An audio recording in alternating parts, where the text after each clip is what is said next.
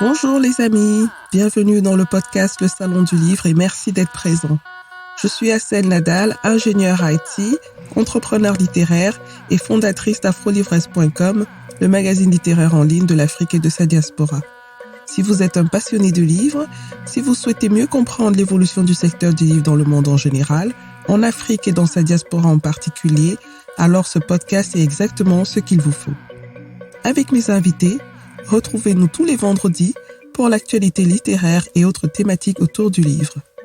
Et c'est parti pour un nouvel épisode du Salon du Livre. Bonjour. Avoir une passion peut être quelque chose de très exaltant. Décider d'en faire sa source de revenus principale l'est encore plus. C'est une aventure pleine de découvertes, avec ses hauts et ses bas. C'est ma passion pour les livres qui m'incite à créer un magazine littéraire en ligne. C'est encore elle qui m'a poussé à lancer ce podcast. La passion de mon invité d'aujourd'hui, c'est le voyage. Ruben Fils a toujours aimé voyager. Originaire d'Haïti, né et grandi à Paris, il décide il y a quelques années, après un licenciement économique, de faire un tour du monde tout seul. Brésil, Suède, Malte, Australie, Tunisie. Voilà quelques belles destinations que Rubens découvre lors de ce tour du monde. Dans son blog, Been Around the World, il partage ses expériences et des astuces pour les passionnés de voyage comme lui, ou pour ceux qui veulent se lancer dans cette aventure. Il a eu aussi envie de le faire dans un livre, et c'est comme ça que son premier livre, intitulé « Être noir et voyager », à quoi ressemble le voyage indépendant en tant que personne noire, publié en auto-édition, est né. Dans cet épisode, Rubens Fils partage ce cheminement de la passion au livre en passant par la création d'un blog. Il nous raconte aussi quelques anecdotes de ses différents voyages et donne des conseils pratiques à ceux qui veulent aussi tenter l'aventure. Bonne écoute.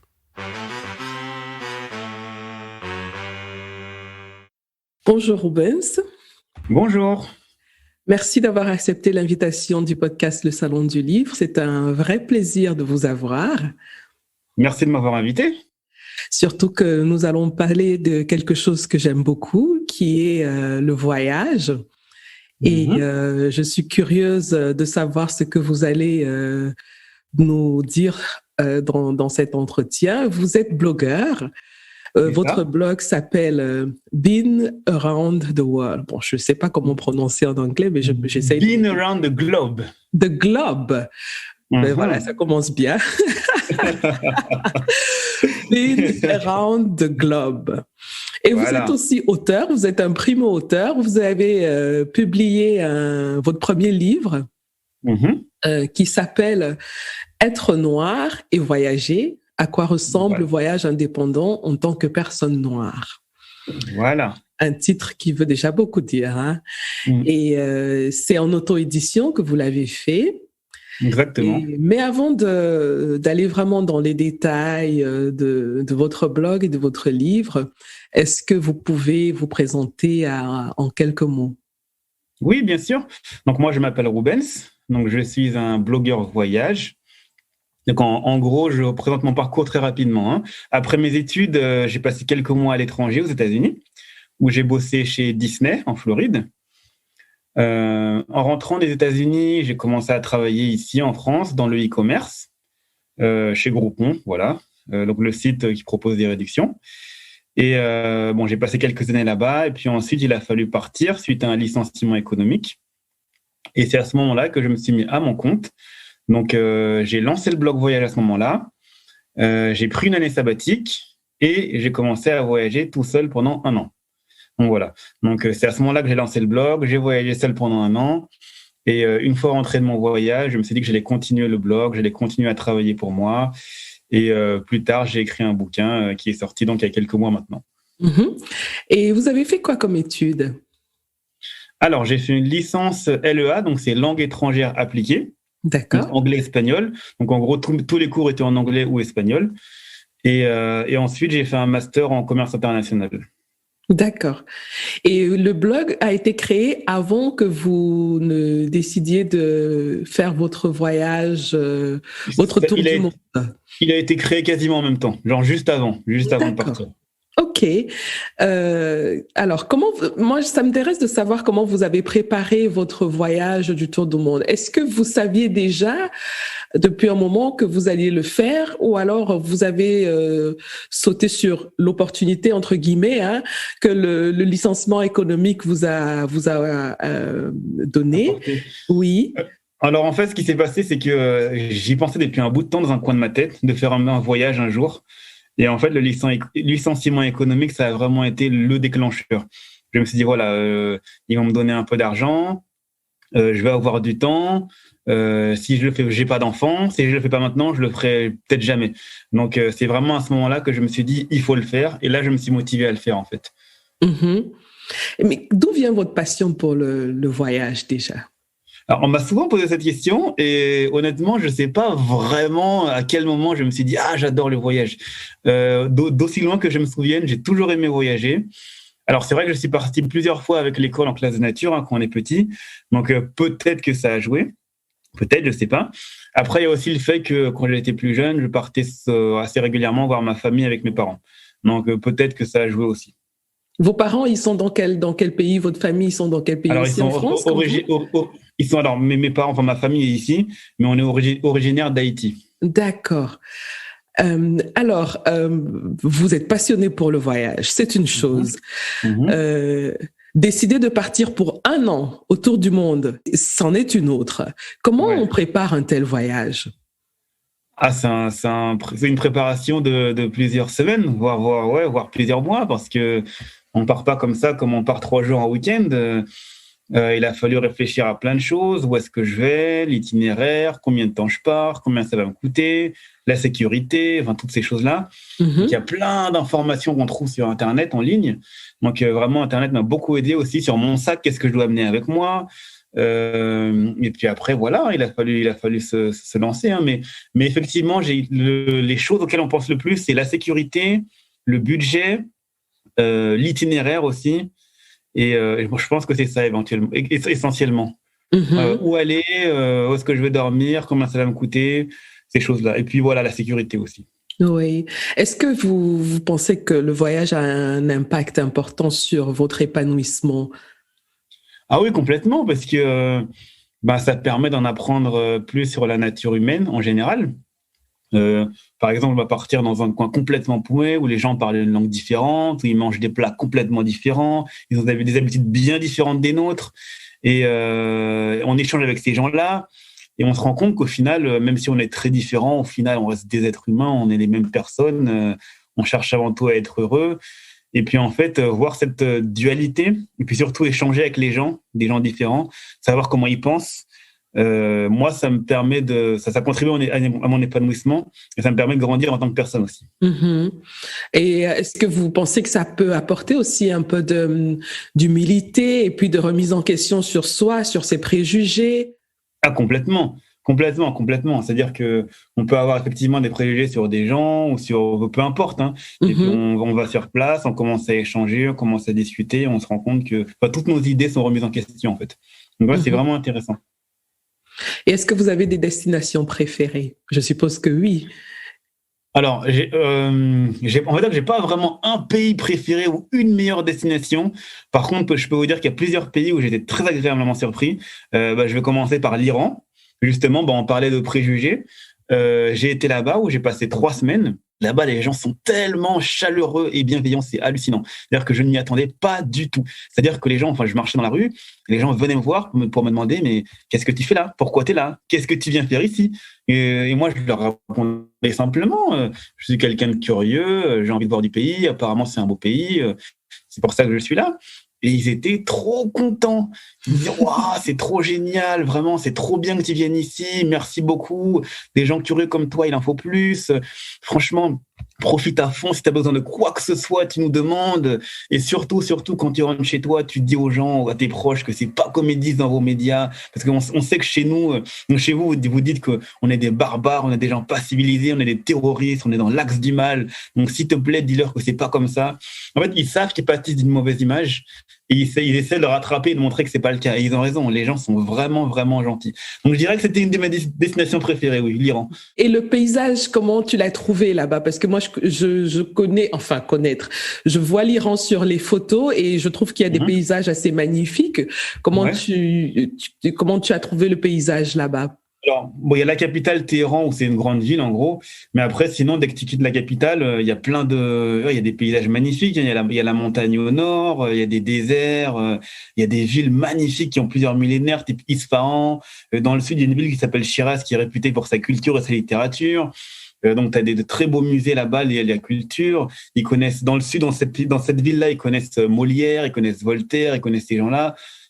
Non, c'est vraiment, vraiment intéressant. Il y a Persépolis aussi en Iran, qui est très intéressant à voir. Moi, j'ai vraiment adoré. C'est de très beaux paysages, en plus. Et est-ce qu'il y a un autre pays qui t'a aussi marqué? Il y en a plusieurs. En Asie du Sud-Est, j'ai bien aimé l'Indonésie. Plus ou moins parce que les gens, pareil, sont gentils. Là, la vie n'est vraiment pas chère. C'est beau, il y a plein de choses à faire. Et oui, surprise aussi, j'ai été en Ouzbékistan. Dis donc. Et là-bas aussi, hein, les gens sont très, très, très gentils. Et là-bas, quand on est noir, parce qu'il n'y en a pas beaucoup, ils sont très agréablement surpris et ils nous traitent un peu comme des stars. Alors, ils sont vraiment contents, hein. Mais vraiment, vraiment contents. Ils accueillent bras ouverts. Ah, c'est trop bien que tu sois là. Kiff à fond. Non, franchement, j'ai beaucoup aimé ce pays aussi, hein. Et tous ces voyages ont été faits en solo. En solo, pas en groupe. Mais non, pourquoi avoir fait ce choix de voyager en solo? En fait, j'avais envie de. En fait, l'avantage, d'ailleurs, du voyage seul, c'est que y a pas de compromis ni concession. C'est-à-dire que on fait vraiment ce qu'on veut, on va où on veut, on va en rythme que l'on le souhaite. C'est-à-dire que si d'aujourd'hui je suis fatigué, je peux rester dormir. Si demain j'ai envie de sortir, je vais sortir. Si je vais aller là-bas, je vais là-bas. Si je vais aller plutôt par là, je vais par là-bas. Vraiment, on est maître de son destin, on fait ce qu'on veut. Et puis en plus, en étant seul, c'est assez paradoxal, mais on rencontre beaucoup plus de gens, puisqu'on est ouvert à la rencontre, en fait. Alors que quand on est avec quelqu'un, par exemple, on va plutôt rester entre nous, dans notre petit groupe. Et je m'étais dit, j'ai envie de pouvoir faire ce que je veux, comme je veux, à mon rythme. Et c'est pour ça que j'ai décidé de partir seul, en fait. Et puis là, il y a autre chose aussi, c'est que j'aurais pu partir avec quelqu'un, mais il faut trouver la personne, il faut que la personne ait envie de partir. Et je me dis, non, je ne vais pas attendre que quelqu'un soit dispo, autant partir. Oui. Selon tes expériences, tu penses qu'il y a une vraie différence entre le voyageur noir solo et les autres voyageurs? Ah oui, il y en a une. Ouais, il y a pas mal d'expériences qui changent, hein. Déjà, le voyageur noir, en général, avant d'aller quelque part, il va penser au racisme potentiel sur place. Est-ce que je vais là-bas? Est-ce que c'est pas dangereux? Est-ce qu'ils aiment les noirs? Est-ce qu'ils sont racistes? Toutes ces choses-là. On va arriver sur place, ça va prendre plus de temps pour nous, pour passer l'immigration à l'aéroport, parce qu'on est suspect. Qu'est-ce que vous faites là? Combien de temps vous restez? Montrez-nous votre réservation d'hôtel. Montrez-nous votre billet pour rentrer à la maison. Montrez-nous votre argent. Donc ça, ce sont des choses que les voyageurs blancs ne vivent pas, par exemple. Donc il y a ça. Dans certains coins, donc ils n'ont pas l'habitude de voir des noirs. Donc quand ils en voient un, ils veulent immortaliser l'instant. Ils demandent d'être pris en photo avec vous. Bonjour, est-ce que je peux avoir une photo? Bon, et ça arrive à certains blancs dans des coins aussi, mais ça arrive beaucoup plus aux noirs qu'on nous demande en photo. Quelque chose que j'ai beaucoup vécu en tant que noir européen, c'est que quand je dis que je suis de France, on ne me croit pas souvent, enfin, assez régulièrement. Soit je viens d'Afrique, entre guillemets, ou alors je viens des États-Unis. Parce que dans pas mal de pays, les Noirs, ils sont tous en Afrique ou aux USA, parce qu'aux USA, il y a la culture noire américaine qui s'exporte partout dans le monde. Donc, il y a ça qu'on vit aussi.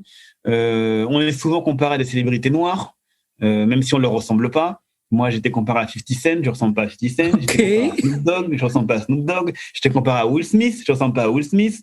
Donc ça m'arrive souvent. Moi, j'étais comparé à Paul Pogba aussi, parfois. Je ne ressemble pas à Paul Pogba. Donc, il y a toutes ces choses-là. Donc il y a toutes ces petites choses qui changent. Puis les gens qui vous parlent un peu avec un argot entre guillemets du ghetto du Bronx, parce que ils pensent que tous les Noirs parlent comme ça, parce que eux ils voient les films à la télé ou les vidéos rap sur YouTube avec tous les gros mots, donc ils pensent que tous les Noirs parlent comme ça, alors que c'est pas du tout le cas. Donc il faut expliquer aux gens que non, tous les Noirs ne parlent pas comme ça, qu'ils peuvent me parler normalement et qu'il n'y a aucun problème.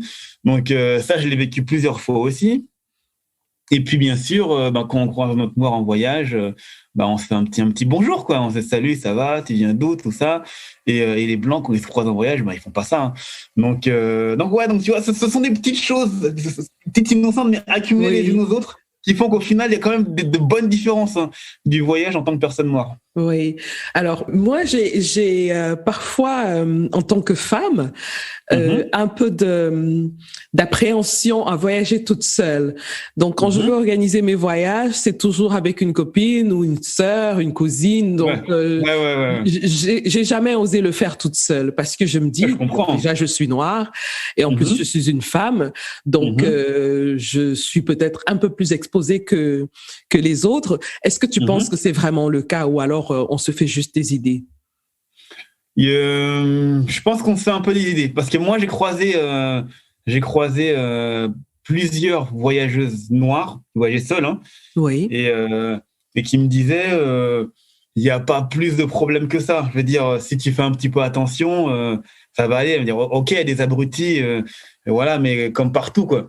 Mais j'en ai croisé plusieurs, et je discute avec elles. D'ailleurs, pour le bouquin, j'en ai interviewé plusieurs. Oui. Et elles m'ont dit non, il y a pas plus de soucis que ça. Alors, on a des problèmes comme aurait eu des problèmes une blanche, par exemple, ou une asiate.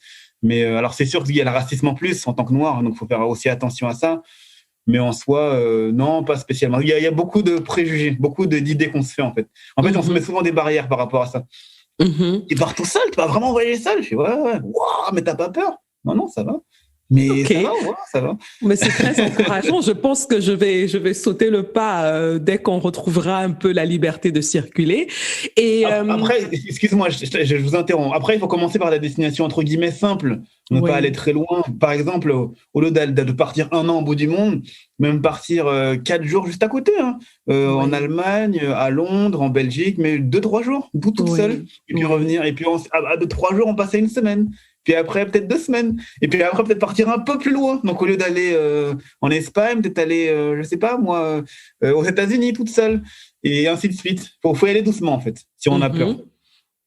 Et alors, ça, c'est le noir qui voyage en Occident. Dans l'autre sens aussi, le noir qui est de culture européenne et qui voyage en Afrique. Bon, c'est sûr que il n'est pas l'élément remarquable dans la rue, mais est-ce qu'il rencontre quand même des situations particulières? Est-ce qu'il a une expérience différente que s'il allait dans un pays occidental?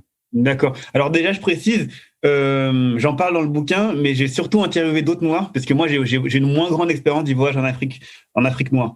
Alors là, je donnais des exemples vraiment pour les noirs d'Occident qui ne vont pas voir leur famille sur place. On parle vraiment des noirs qui partent en tourisme, en faire du voyage. Oui. Moi, de ce que j'ai compris, il y a une différence majeure déjà. Même si on a la même couleur de peau, on reste des étrangers, on reste des populations locales. Donc voilà, vous êtes d'Occident, vous n'êtes pas d'ici. Dans certains coins, on va dire dans des hôtels ou restos un peu chics, on va dire, les Noirs d'Occident vont être moins bien traités que nos confrères blancs. C'est triste à dire, mais c'est comme ça, parce que le staff il part du principe qu'un Noir, même s'il arrive d'Occident, il a moins d'argent que le blanc, donc il mérite pas la même attention ou le même niveau de service que le blanc. Et ça, il y en a plusieurs qui me l'ont dit. Donc il y a ça qui arrive. Et puis après aussi, bon, ça c'est moins, on va dire moins grave, on va dire les populations locales qui vont vous demander est-ce que tu peux me donner tes chaussures, ta montre, tes vêtements, ton t-shirt, etc. Ou même les plus audacieux, est-ce que je peux rentrer avec toi, tu vas au pays, quoi, enfin, en Occident, quoi. Carrément. Ça arrive plusieurs fois aussi. Et est-ce que tu as une petite anecdote ou une situation, je dirais, rocambolesque ou amusante que tu as vécue lors d'un de tes voyages? Ah oui, alors je vais vous dire, j'étais en Asie centrale, donc c'était Kyrgyzstan, tout ça. J'avais passé quelques jours, j'avais fait un petit trip à cheval. Et il y avait donc une population, j'étais avec une population locale, un petit groupe de villageois. J'ai passé quelques jours avec eux. Et j'arrivais à la fin du truc, ça a duré 3 ou 4 jours. Hein. Et vers la fin, tu as une femme, une des femmes du village qui vient me voir et qui me dit j'ai pas parlé, mais je t'ai beaucoup observé pendant que tu étais là. Et moi, je vois que tu es une personne bien. Donc, j'ai quelque chose à te demander. Je lui dis, ouais, qu'est-ce que tu as à me demander? Elle me dit, en fait, voilà, je t'explique. Hein. Moi, ma fille, elle a 23 ans. Elle n'est pas encore mariée. Toi, tu m'as dit tout à l'autre jour que tu n'étais pas marié non plus. Donc, voilà, quoi. Elle me dit, ouais, est-ce que ça te dit, voilà. Carrément. Ouais, vraiment. Non, ça m'est vraiment arrivé. Hein, je mens pas, ça m'est vraiment arrivé. Et j'ai commencé à rigoler. J'ai dit, franchement, c'est gentil. Et puis, votre fille, c'est vrai qu'elle est sympa, elle est jolie, mais non, merci, quoi. En gros, c'était ça. Mais vraiment, ça m'est vraiment arrivé. Incroyable. Ouais. Ah non, mais ça, c'est génial, quoi. Donc, tu aurais pu rentrer avec une nouvelle épouse. Exactement. Ouais, c'était drôle. Super. Alors, je voudrais revenir sur le blog. Qu'est-ce qui t'a poussé à créer ce blog? Alors, donc il y a eu mon licenciement économique. En fait, j'ai réfléchi et je ne me voyais pas reprendre une vie, entre guillemets, vie de bureau. J'avais envie d'être à mon compte. J'ai toujours aimé voyager et j'aime aussi écrire. Donc, j'ai essayé de trouver le compromis qui me permettrait d'écrire, d'être à mon compte et de voyager. Et c'est là que j'ai pensé au blog voyage. Donc voilà, je l'ai lancé et puis voilà, tout simplement. C'est ça qui m'a poussé, on va dire. Et qu'est-ce qu'on peut trouver sur le blog comme information? Alors, je partage mes expériences de voyage, donc des destinations. Voilà, par exemple, si demain vous voulez aller à New York, vous pouvez aller sur le blog, il y a des infos sur New York, quoi faire, où dormir, tout ça, où manger. Je partage aussi des expériences du voyage en tant que noir, donc vu qu'il y en a peu en ligne, je me suis dit que j'allais mettre ça en avant sur le site. Donc, je partage pas mal d'expériences sur le voyage en tant que personne noire. Après, je partage aussi quelques infos pratiques liées au voyage et puis des réflexions aussi de voyageurs. Et voilà. À côté du blog, comme tu disais tout à l'heure, tu as écrit un livre dont je rappelle le titre, qui est Être noir et voyager. À quoi ressemble le voyage indépendant en tant que personne noire? Je te repose la même question que pour le blog. Hein. Pourquoi ce livre? Parce que tu écris déjà dans le blog, mais pourquoi faire un livre? Il y a plein de gens il y a des gens qui connaissent le livre sans savoir que j'ai un blog, par exemple. On va dire que le livre est plus facilement diffusable, entre guillemets, que le blog. Et en fait, surtout, j'avais envie de partager l'expérience du voyage en tant que noir. En fait, j'ai échangé avec d'autres voyageurs noirs qui ont vécu les mêmes choses que moi en voyageant. Mais j'ai aussi échangé avec beaucoup de personnes qui ne sont pas noires et qui étaient constamment surprises quand je leur racontais ce que je vivais. Ils disaient, ah bon, il t'est arrivé ça? Ouais. Bah bon, et ça aussi, t'as vécu ça? Je dis, bah ouais. Mais il n'y a pas que moi, il y a plein d'autres noirs qui vivent la même chose. Et donc voilà, genre, ah bon, ça vous arrive de ne pas aller quelque part parce que vous craignez le racisme? Bah ouais, il y a plein de noirs, c'est comme ça, ils vont pas quelque part parce qu'ils ont peur d'être victimes d'agressions racistes. Ouais. Et en fait, je me suis dit à un moment, il va peut-être falloir que je compile toutes ces informations, toutes ces expériences du voyage en tant que noir et les compiler dans un livre plutôt que dans des articles de blog, en fait. Et puis le bouquin, ça me permet de développer plus longuement les idées que sur un article de blog. Oui. Et tu parles beaucoup de ceux qui ont voyagé, tu as fait des témoignages.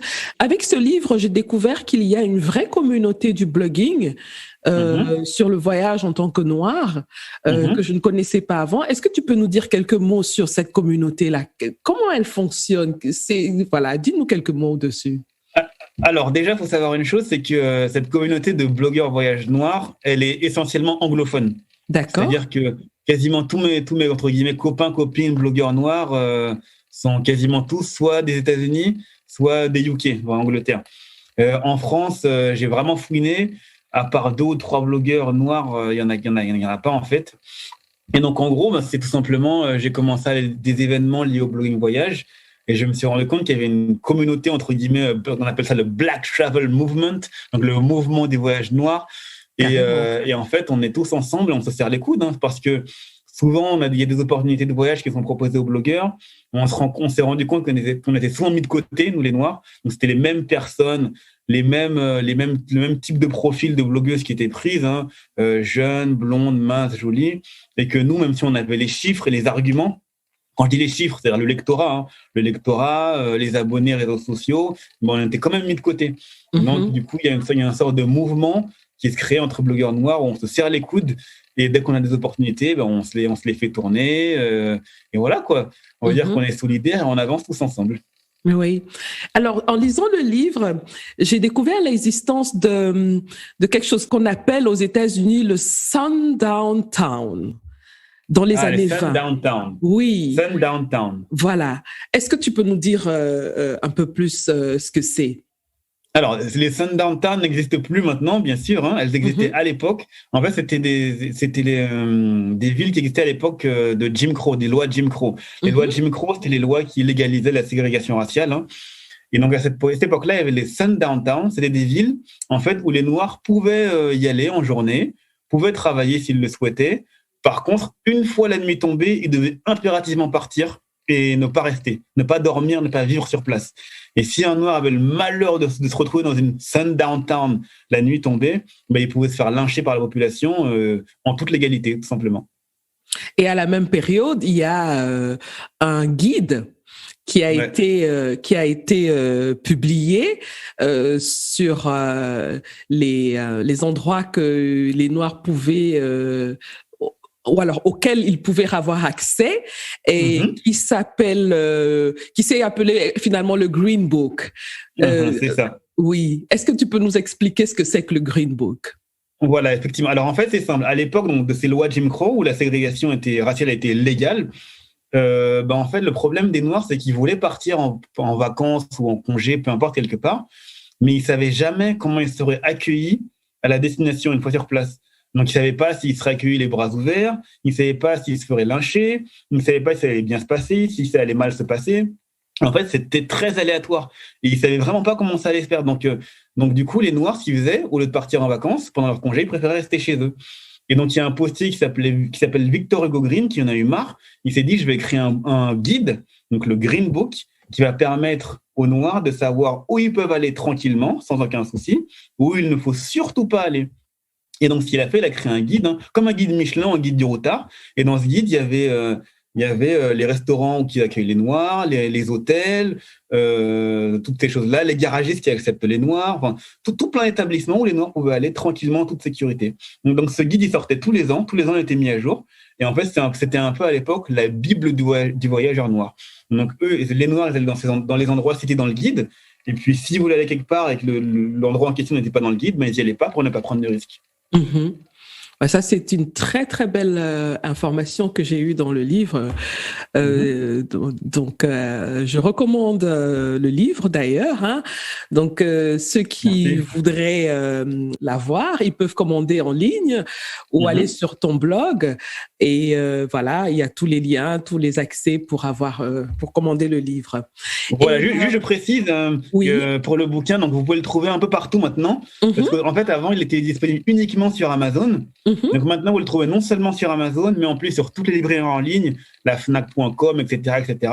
Et en plus, vous pouvez aussi le commander en librairie. Donc vous pouvez aller en librairie. S'ils l'ont pas directement sur place, vous pouvez le commander. Il n'y a pas de souci. Ils peuvent le commander ou ils l'auront d'ici quelques jours plus tard chez eux. Voilà. D'accord. J'aimerais un peu parler de ton processus d'écriture aussi. Alors, c'est ton premier livre. C'est le premier. Voilà. Avec tout ce que ça comporte comme difficulté. Ouais. Voilà. En tant que primo-auteur, quelles sont les difficultés que tu as rencontrées, que ce soit dans l'écriture ou dans la publication même du livre?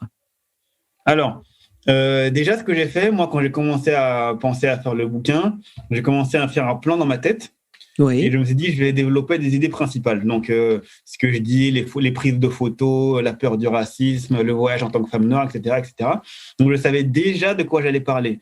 Et même si je savais de quoi j'allais parler, il y avait des jours où j'avais vraiment le syndrome de la feuille blanche. Mais vraiment, c'est-à-dire qu'il y avait des jours où j'avais envie d'écrire, j'avais cette envie d'écrire, mais il y a rien qui sortait. Et ça a été un problème parce que c'est arrivé plus d'une fois. Hein. Et je pense que on en entend parler de ce syndrome-là, mais ça nous parle un peu de loin, on ne sait pas trop. Et moi, je l'ai vraiment vécu. Il y avait des jours où ça ne devenait pas. Oui. Donc ça a été des difficultés. C'était une bonne difficulté. Il y a des jours où ça avançait vraiment bien. Il y a des jours où ça n'avançait vraiment pas. Et il faut essayer de passer outre. Moi, à chaque fois, je me disais, voilà, j'ai déjà écrit tant de pages, je peux pas m'arrêter maintenant. J'ai déjà écrit 50 pages, 80 pages, 100 pages. Je peux pas abandonner. J'ai commencé. Il faut que je finisse. Mais c'est vrai que ce syndrome, il m'a frappé plus d'une fois. Hein. Donc ça a été compliqué. Après, pour la publication du bouquin, ça n'a pas été si difficile que ça.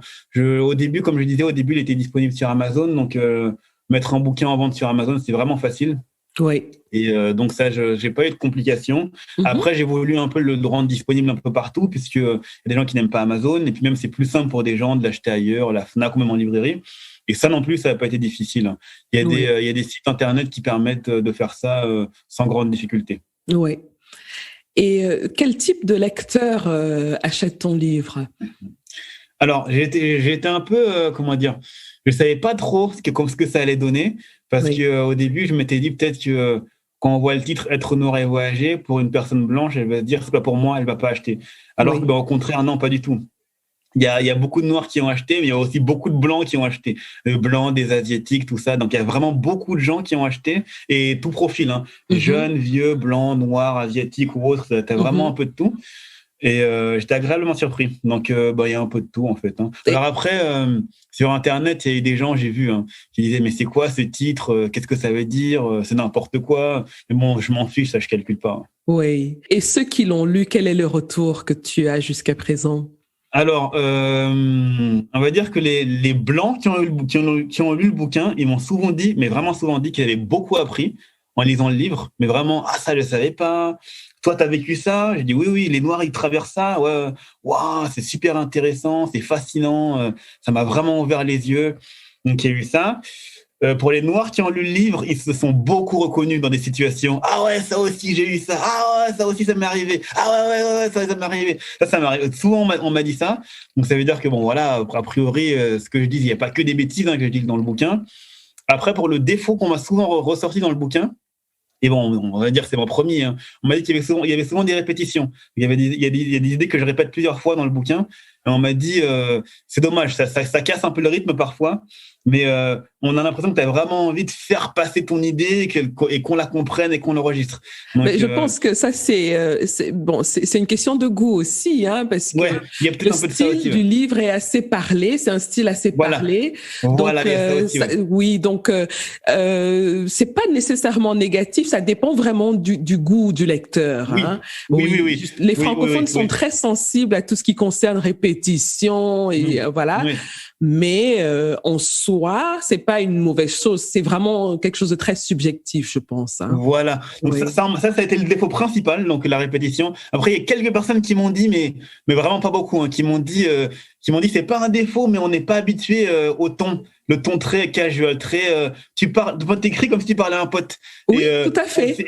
Et c'est un peu déroutant pour un livre. Oui. On a l'habitude d'avoir un style un peu plus formel dans un livre. Oui. Et là, quand on te lit, on te lit comme si tu parlais en fait, comme si tu parlais à quelqu'un. Je trouve ça intéressant parce que ça permet de montrer aussi qu'il y a diverses façons d'écrire. Il y a différents langages, il y a différents tons, différents rythmes dans l'écriture. Donc maintenant, c'est au lecteur de choisir ce qui lui convient le mieux, mais au moins qu'il y a cette offre-là, qu'il y ait différentes écritures. Moi, je trouve ça très, très bien. Oui. Ok, merci beaucoup. Alors, une dernière question sur ton blog et sur je dirais un peu aussi sur le livre. Tu t'es mis à ton propre compte. Quelles sont tes sources de revenus? C'est-à-dire que comment est-ce qu'un blog comme celui-là peut ramener... Gagner de l'argent. Voilà. Ok, alors il y a plusieurs choses. Alors la première chose, il y a ce qu'on appelle l'affiliation. Alors je vais vous expliquer. En gros, par exemple, on va dire que je vais écrire un article sur New York. Et puis dans l'article, je vais donner plein d'informations. Exemple, si vous voulez dormir, allez à tel hôtel, tel hôtel, tel hôtel. Prenez une assurance voyage, ça c'est une bonne assurance voyage. Là, il y a des Airbnb qui sont sympas. tiens, vous regardez telles activités, faites-les. Et en fait, à chaque fois, je mets des liens vers les hôtels, les activités ou des bouquins, ces choses-là, l'assurance. Et en fait, quand quelqu'un clique et achète, moi, je prends une commission. Oui. Voilà. Donc ça, c'est une façon de gagner de l'argent. On appelle ça l'affiliation. Oui. Après, il peut y avoir quelques pubs sur le blog qui sont affichées, qui me ramènent de l'argent aussi. Parfois aussi, ce que je fais, c'est que je travaille avec des offices de tourisme. On va m'envoyer dans un pays, je vais faire un peu la promotion sur le blog et les réseaux sociaux. Donc, par exemple, avant le Covid, je suis allé à l'île Maurice, genre peu de temps avant le. Donc là, par exemple, je n'ai rien payé. Donc vraiment, donc ils m'ont payé le vol aller-retour, même sur place, les nuits d'hôtel. Et moi, j'ai été payé aussi. Et moi, en échange, par contre, je vais aller poster sur Facebook, sur Instagram, tout ça. Donc ça, c'est une source de revenus. Et puis avec le blog aussi, je fais un peu de rédaction en freelance. Donc je fais un peu de rédaction pour d'autres sites internet, tourisme, voyage, et je fais aussi de la traduction d'anglais au français, aussi pour des sites liés au tourisme et au voyage. Donc l'un dans l'autre avec tout ça, plus le livre maintenant, ça fait que j'arrive à m'en sortir financièrement. Oui, je trouve ça très intéressant d'en parler parce que il y a peut-être des gens qui nous écoutent, qui ont des passions aussi, mais qui se disent que bon, c'est juste une passion, mais qu'est-ce que je vais en faire? Donc, avoir des exemples comme le tien peut encourager certaines personnes à se lancer aussi dans leur domaine respectif. Hein? Oui. Alors, on est bientôt arrivé à la fin de notre échange. Ça va très, très vite. Hein? Ah, déjà, c'est passé vite. Hein? Oui. Alors, le domaine du voyage, il est assez particulier en cette période parce que on a la pandémie qui frappe très fort et c'est l'un des secteurs qui est violemment touché par cette pandémie. Toi qui es dans ce domaine-là, comment tu fais pour t'adapter? Parce que ça ne doit pas être facile. Non, c'était pas facile. Les premiers mois, mars-avril surtout, l'année dernière, ça a été très compliqué. Parce que le business, en gros, il s'est écroulé avec le Covid. Oui. En fait, c'est à cette période-là que j'ai vraiment boosté le bouquin. Il n'était pas encore sorti. Donc, je me suis dit, il faut absolument que je trouve d'autres façons de gagner de l'argent. Donc là, c'est vraiment là que j'ai vraiment mis l'accent sur le bouquin pour le sortir. Là, il est sorti, il me ramène un peu de sous, c'est cool.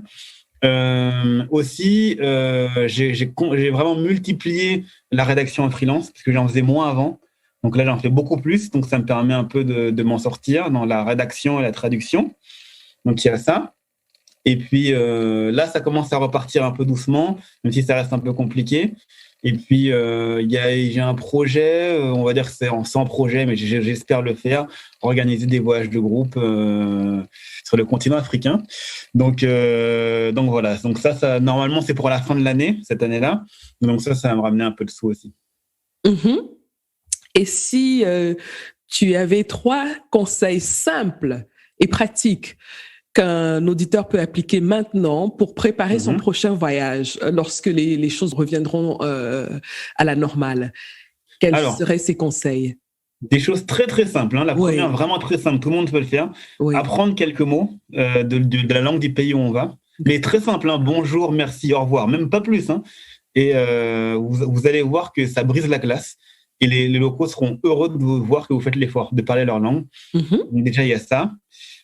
Ensuite, faites toujours des photocopies de vos documents, carte d'identité, passeport, photocopies papier et même numérique, hein, parce que vraiment, il y a beaucoup plus de gens qu'on ne le croit qui perdent ces documents-là. Donc, si vous les perdez, vous n'avez pas de copie, c'est très embêtant. Donc, faites des photocopies, vous en gardez sur vous en gardez sur votre ordinateur ou dans vos mails. Donc, voilà. Et puis ensuite, troisième conseil, je dirais prenez les renseignements nécessaires sur le pays où vous allez, donc l'argent qu'ils utilisent, donc la devise, est-ce qu'il faut un adaptateur électronique ou pas, est-ce qu'il y a des vaccins à faire ou pas, la sécurité sur place, les mœurs locales, on va dire, voilà quoi, des infos de base pour savoir où vous mettez les pieds en fait. Donc voilà. Donc je rappelle le titre de ton livre, c'est Être noir et voyager. À quoi ressemble le voyage indépendant en tant que personne noire? Voilà. Est-ce que tu as un dernier mot pour ceux qui nous écoutent? Écoutez, quand le Covid sera derrière nous, j'espère qu'on pourra voyager comme avant. Et surtout, si vous voulez aller quelque part et que vous n'avez personne autour de vous qui est prêt à partir, n'hésitez pas. Le monde n'est pas si dangereux que ça. Les gens ne sont pas si racistes que ça. Tout va bien se passer. Moi, je suis noir, j'ai voyagé seul pendant 1 an, j'ai pas eu de soucis. Donc, si moi je l'ai fait, honnêtement, vous pouvez le faire. Et s'ils veulent te contacter pour que tu leur donnes des petites astuces, Alors, comment ils font? vous pouvez aller sur mon blog, donc c'est Been Around the Globe. Là-dessus, il y a mon mail. Il y a les réseaux sociaux, donc Facebook, Been Around the Globe, Instagram, Been Around the Globe, Twitter, Been Around the Globe. Voilà, quoi, même par mail. Ruben, c'est mon prénom, @beenaroundtheglobe.com. Donc voilà, moi, je suis là, je suis dispo. Vous pouvez me contacter. Très bien. Merci, Rubens. Merci beaucoup pour l'invitation. J'espère que tu produiras un autre livre bientôt et que tu reviendras. En tout cas, on t'accueillera avec plaisir sur le podcast. Très gentil, merci. Merci beaucoup. Merci. Voilà les amis, c'est terminé pour aujourd'hui. Merci d'avoir écouté jusqu'au bout. Si vous avez aimé cet épisode, je vous serais vraiment reconnaissante de vous abonner au podcast pour être notifié de la publication des prochains épisodes. Vous pouvez aussi partager l'épisode, y laisser un commentaire ou le noter avec 5 étoiles. Vous pouvez poser vos questions par WhatsApp en envoyant un message au numéro +237 6 80 81 54 24. À bientôt les amis.